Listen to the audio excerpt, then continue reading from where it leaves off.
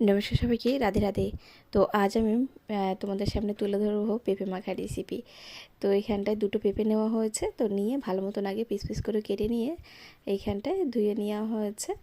আর এই যে বোন এদিকটায় ভালো করে একটা গিটারে ওটা ঝিরি করে কেটে নিচ্ছে। তো ব্যাস রেডি হয়ে গেছে কাটা। তো তারপরে এইখানটায় শুকনো লঙ্কাকে পুড়িয়ে নেওয়া হয়েছে। আর তাতে এরপরে আমি চলে এসেছিলাম শিলনোড়াতে। তোমার এখানে ছিল ধনেপাতা, কাঁচা লঙ্কা আর ছিল শুকনো লঙ্কা। তো সেটা ভালো মতন আগে বেটে নিয়েছি। আর বেটে নেওয়ার পরে এই দিকটায় আমরা চলে এসেছি। পেঁপেটায় আগে সবার প্রথমে আগে নুনটা আগে মাখিয়ে নিয়েছি, নুন না সরি চিনি। তো যাই হোক, তো তারপরে এইখানটায় ভালো মতন যখন চিনিটা মিশে গেছে তখন আমি দিয়েছিলাম সর্ষে বাটা, কাঁচা লঙ্কা, শুকনো লঙ্কা, ধনেপাতা, তেঁতুল, পরিমাণ মতো নুন, সমস্ত কিছু দিয়ে ভালো মতন মেখে নিয়েছি। আর তাতে দিয়েছিলাম লেবু পাতা।